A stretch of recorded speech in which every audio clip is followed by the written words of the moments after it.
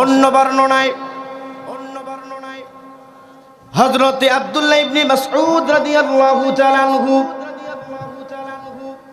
অসুস্থ, মৃত্যুশয্যায়, তাকে দেখতে গেলেন তৃতীয় খলিফা হযরতে উসমান রাদিয়াল্লাহু তাআলা আনহু দেখতে গেলেন আর বললেন, ইবনে মাসউদ, আপনাকে একটা কথা বলি। বলে, কি কথা? আপনি তো অসুস্থ হয়ে গেছেন, সরকারি কোষাগার থেকে আপনাকে কিছু ভাতার ব্যবস্থা করে দেই, যেটা আপনার এবং আপনার মেয়েদের কাজে লাগবে। ইবনে মাসউদ রাদিয়াল্লাহু তাআলা আনহু বলেন, আমিরুল মুমিনিন, খলিফাতুল মুসলিমিন, আপনি রাষ্ট্রীয় কোষাগার বাইতুল মাল থেকে ভাতা দিতে চেয়েছেন, জাযাকাল্লাহ, আপনাকে ধন্যবাদ, আল্লাহ আপনাকে যাজা দেক, কিন্তু রাষ্ট্রীয় কোষাগার থেকে কোনো অর্থ, কোনো ভাতা আমি নেব না। কেন নেবেন না? বলে, কারণ হলো আমি আমার মেয়েদেরকে সূরাতুল ওয়াকিয়ার শিক্ষা দিয়েছি। সুবহানাল্লাহ। আর আল্লাহর হাবিবের কণ্ঠ থেকে শুনেছি, কোনো মানুষ যদি সূরাতুল ওয়াকিয়া তেলাওয়াত করে প্রতি রাতে, ওই মানুষটার জীবনে কোনো অভাব থাকবে না। তাই আমার মৃত্যুর পরে আমার মেয়েরা যদি সূরাতুল ওয়াকিয়া তেলাওয়াত করে, তাদের রিজিকের চিন্তা থাকবে না। সুবহানাল্লাহ বলেন। তাহলে কোরআন বলে দিল, তিনটা শর্ত পূরণ করো, সূরা ওয়াকিয়া তিলাওয়াত করো, অভাব দূর করবেন। জোরে বলেন কে? আমার ভাইয়েরা, আল্লাহর হাবিব বলেন,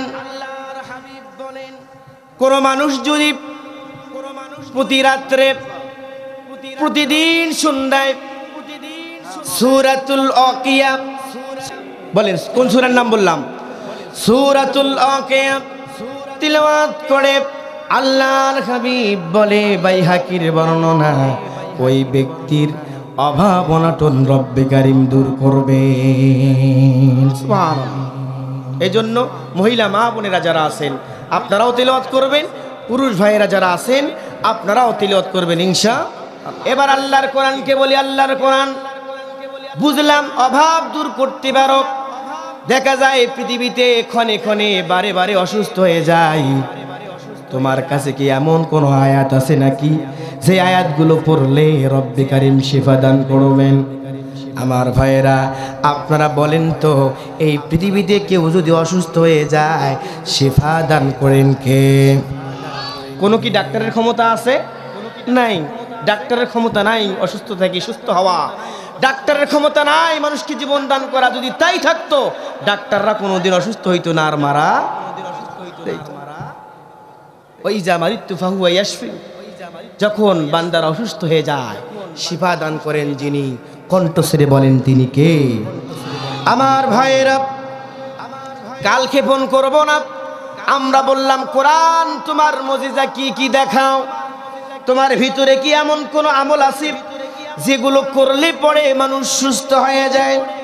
আল্লাহর কোরআন বলে, ও পৃথিবীর মানুষ শোনো, আমার ভিতরে রব্বে কারিম ৬টি আয়াতে কারিমা দিয়েছে। যে ৬টি আয়াতে কারিমার নাম হলো আয়াতুশ শিফা। এই ৬টি আয়াত তিলাওয়াত করে যদি কেউ আর অসুস্থ হওয়া থেকে শুরু করে সুস্থ হওয়ার আগ পর্যন্ত আমল যদি করে, রব্বে কারিম তার সমস্ত অসুস্থতাকে দূর করে দিবে। বিশ্বনবী বলেন, মদিনাওয়ালা নবী বলেন, আল্লাহর হাবিব বলেন, কোন ব্যক্তি যদি অসুস্থ হয়ে যায়, সূরাতুল ফাতিহা, ভালো করে খেয়াল করে শুনবেন, সূরাতুল ফাতিহা প্রত্যেক দিন ফজরের নামাজের পর বিসমিল্লাহর সহিত ৪১ বার তেলাওয়াত করে, পানিতে দম দিয়ে পানিটা পান করে, আল্লাহ রব্বুল আলামিন মৃত্যু ব্যতীত সকল প্রকার রোগের শিফা দান করবে, যদি হায়াত থাকে। যদি কি থাকে? হায়াত। আমার ভাইয়েরা, কাল ক্ষেপণ করছি না। আল্লাহ রব্বুল আলামিন ওই কথায় কোরআন আল কারীমের ভিতরে বলেন, ওয়ানুনাজ্জিলু মিনাল কুরআন মা হুয়া শিফাউন ওয়া রাহমাতুল লিল মুমিনিন।